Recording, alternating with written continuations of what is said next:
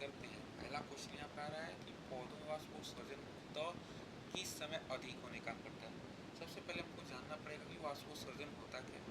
तो पौधों के द्वारा जब लगातार पानी को अवशोषित किया जाता है तो ऐसी स्थिति में उनके शरीर के अंदर पानी की जो अत्यधिक मात्रा होती है उसको जल वाष्प के रूप में बाहर निकालने की जो प्रक्रिया होती है उस प्रक्रिया को हम लोग वाष्पोत्सर्जन कहने का काम करते हैं।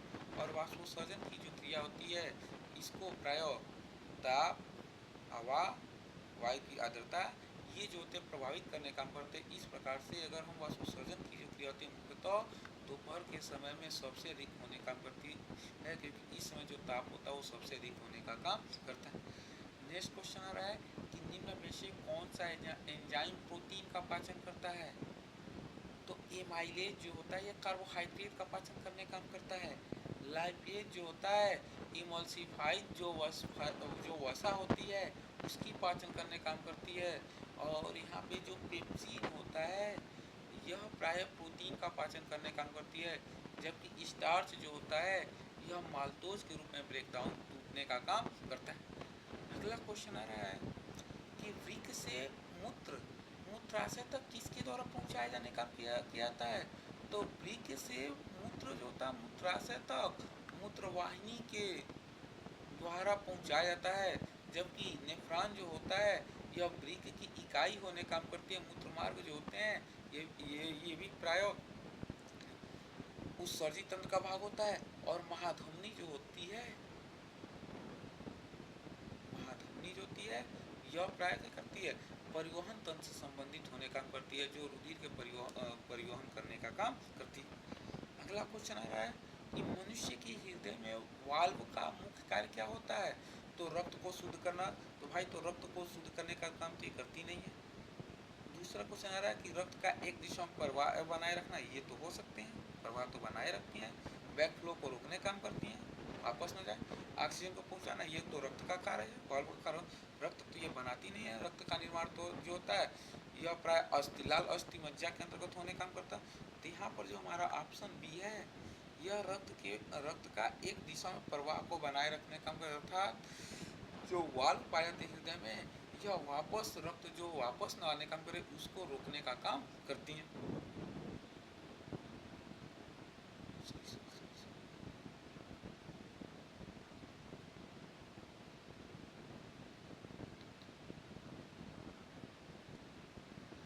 अगला क्वेश्चन की हम बात करते हैं। कह रहा है कि पौधों में जल का अवशोषण मुख्यतः किसके द्वारा होता है। पत्तियों द्वारा नहीं, पत्तियों द्वारा तो भोजन बनाए जाते हैं और वाष्पोत्सर्जन किया जाता है।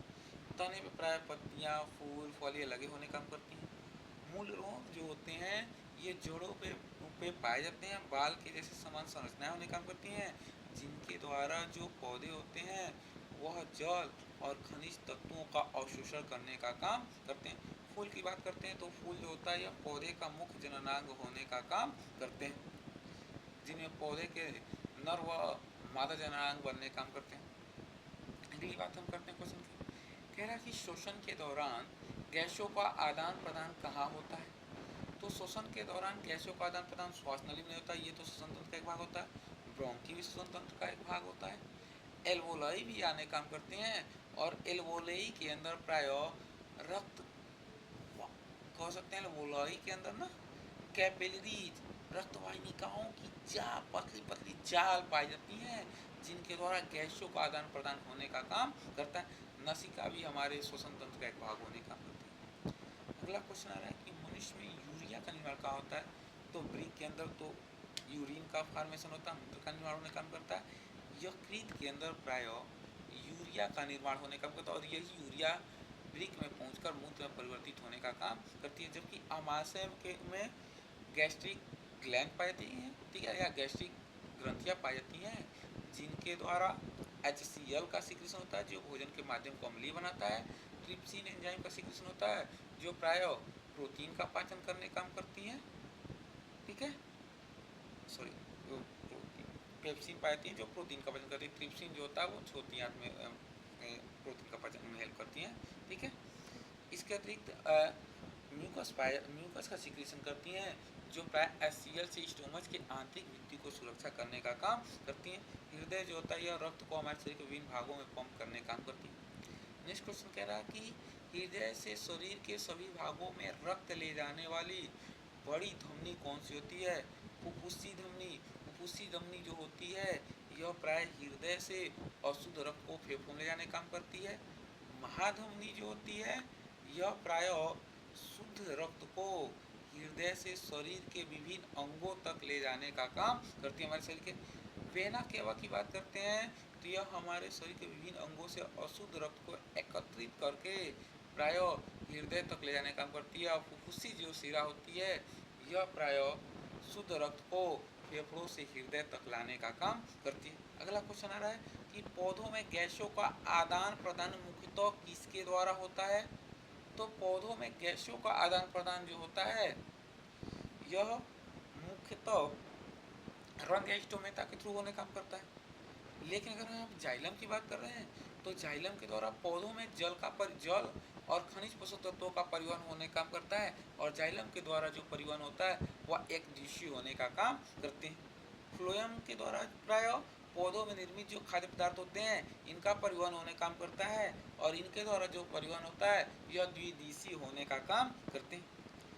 रंध्र के द्वारा पौधों में गैसों का आदान प्रदान तथा पौधों के अंदर जो अतिरिक्त जल होता है इनको यह प्राय क्या कहते हैं जल वाष्प के रूप में बाहर निकालने का काम वाष्प उत्सर्जन की क्रिया के द्वारा।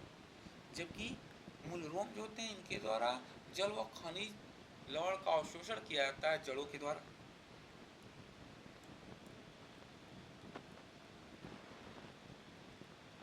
अब हम नेक्स्ट अगले क्वेश्चन की बात करते हैं। कह रहा है कि निम्न में से कौन सा पदार्थ वृक्क द्वारा सामान्यतः पुनः अवशोषित किया जाता है? अगर बात करते हैं कि कौन से पदार्थ जो होता है वृक्क द्वारा सामान्यतः अवशोषित किया जाता है, अगर हम बात करें कि वृक्क अगर उत्सर्जित हो गए तो हमारे रक्त में उपस्थित जो नाइट्रोजनी जो अपशिष्ट पदार्थ होते हैं उनको क्या कहता है उत्सर्जित करता है, अलग इनको छानने का काम कर रहा है। लेकिन जब कुछ पदार्थ जैसे जल हो गया जब यह अत्यधिक मात्रा में उत्सर्जित कर दिए जाते हैं तो हमारे शरीर की आवश्यकता पड़ती है उसको पुनः उसकी मात्रा को जल की मात्रा को बैलेंस करने के लिए पुनः उसको अवशोषित करने का काम करता है। तो यूरिया तो उत्सर्जित पदार्थ होता है इनको अवशोषण नहीं किया जाता पुनः, लेकिन जो जल होती हैं इनको हमारे शरीर में आवश्यकता पड़ती है इसका इसको पुनः अवशोषित करने का काम करता है। यूरिक अम्ल और अमोनिया जो होते हैं यह प्राय क्या होते हैं अपशिष्ट पदार्थ होते हैं। यूरिक अम्ल का अवशोषण नहीं होता है, अमोनिया जो होते हैं ह्यूमन के केस में पाए नहीं जाते हैं। अगला क्वेश्चन कह रहा है कि नेफ्रॉन का कौन सा भाग निस्यंदन का कार्य करता है? मतलब पूछ रहा है कि नेफ्रॉन जो होती है यह वृक्क इकाई होती है, इन्हीं के द्वारा फिल्टरेशन का या छानने की प्रक्रिया की जाती है रक्त में उपस्थित जो भी नाइट्रोजन अपशिष्ट पदार्थ होते हैं। तो कह रहा कौन सा भाग? तो हेलने लूप जो होता है यह प्राय नेफ्रॉन का भाग होता है। ग्लोमेरुलस जो होता है इसी के द्वारा प्राय जो भी अपशिष्ट पदार्थ रक्त में उपस्थित होते हैं उनको निस्यंदन या छानने का काम किया जाता है। जबकि संग्राहक जो नलिका होती है नेफ्रॉन के द्वारा जो अपशिष्ट पदार्थ जो न्यूरिक अम्ल अर्थात जो यूरिन का फॉर्मेशन जो मूत्र का फॉर्मेशन होता है उसको यह संग्रह करती हैं और संग्रह करके मूत्रवाहिनी तक पहुंचाने का काम करती हैं। और मूत्रवाहिनी वृक्क से प्राय उसे मूत्राशय तक पहुंचाने का काम करती है जहाँ पे मूत्राशय में इकट्ठा होता है तथा कुछ समय बाद इसको क्या कहता है शरीर से बाहर मूत्र मार्ग के द्वारा बाहर विसर्जित कर दिया जाता है। अगला क्वेश्चन कह रहा है अग्नाशयी रस में कौन सा एंजाइम वसा का पाचन करता है? तो अग्नाशयी रस जो होता है अग्नाशय के द्वारा स्रावित करते हैं और ये प्राय वसा का कार्बोहाइड्रेट का और प्रोटीन का पाचन करने वाले इसमें एंजाइम पाए जाते हैं। बात करते हैं पेप्सिन जो होता है यह अमाशय में पाया जाता है जो प्रोटीन को पाचन करता है। ट्रिप्सिन जो होता है यह अग्नाशयी रस में पाए जाते हैं और ये भी प्रोटीन का पाचन करते हैं। लाइपेट की बात करते हैं तो ये प्राय अग्नाशय रस में पाए जाते हैं और ये प्रोटीन ये प्राय वसा का पाचन करने का काम करते हैं। जबकि एमाइलेज जो होता है यह कार्बोहाइड्रेट का पाचन करने का होता है। अगला क्वेश्चन कह रहा है कि मानव हृदय का कौन सा कद सबसे मोटी भित्ति दीवार वाला होने का काम करता है? बायालिंद नहीं होते हैं, दयालिंद नहीं होता है, बायालिंद भी नहीं होता है, दया नीलय भी नहीं होता है।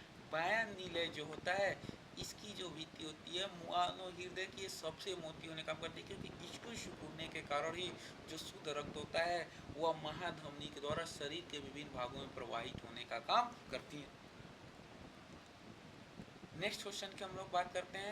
कह रहा है ऑक्सीजन का अधिकांश परिवहन किसके साथ संयुक्त होकर होने काम करता है। मतलब ऑक्सीजन जो होता है किसके साथ जुड़ करके शरीर के विभिन्न भागों तक मैक्सिमम मात्रा में परिवहित होने का काम करती हैं। प्लाज्मा के द्वारा नहीं होने काम करते हैं।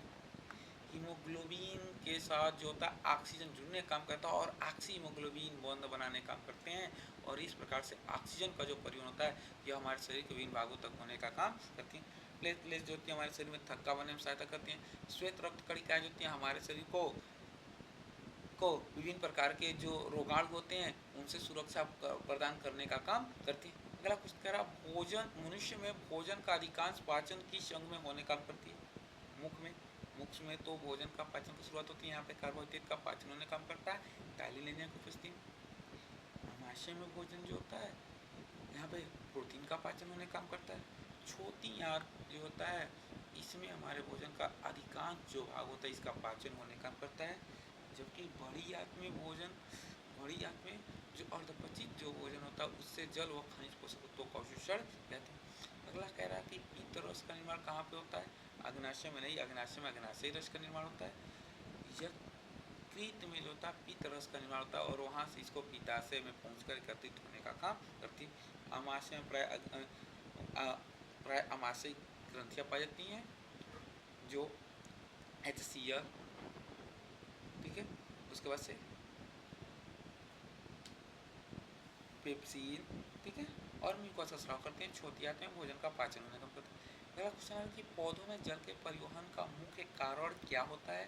तो पौधों में जल के परिवहन का विसरण ये नहीं होता भाई। वाष्पोत्सर्जन जो खिंचाव है यह पौधों में परिवहन का मुख्य कारण होता है। वाष्पोत्सर्जन खिंचाव होता क्या है, तो वाष्पोत्सर्जन खिंचाव एक प्रकार का फोर्स होता है जो पौधों द्वारा लगातार पानी को जल वाष्प के रूप में बाहर निकलने के कारण पौधों में उत्पन्न होने काम करती है। जिसके कारण पौधों में लगातार यह पानी को ऊपर एकदम ऊपरी भाग तक खींचने का काम करते हैं, परिवहन करने का काम करते हैं। प्राणशक्ति भी नहीं, गुरुत्वाकर्षण भी होता है। कह रहा है पौधों में जल का परिवहन किस ऊतक के द्वारा होने काम करता है।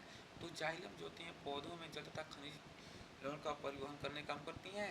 जबकि फ्लोएम जो होता है यह पौधे की पत्तियों में निर्मित जो भोज्य पदार्थ होता है इनके परिवहन में हेल्प करने का काम करते हैं। एपिडर्मिस और कैम्बियम जो होते हैं पौधों में पाए जाने वाले ऊतक के प्रकार होते हैं। अगला कह रहा है कि मानव हृदय कितने कक्षों के बने होते हैं।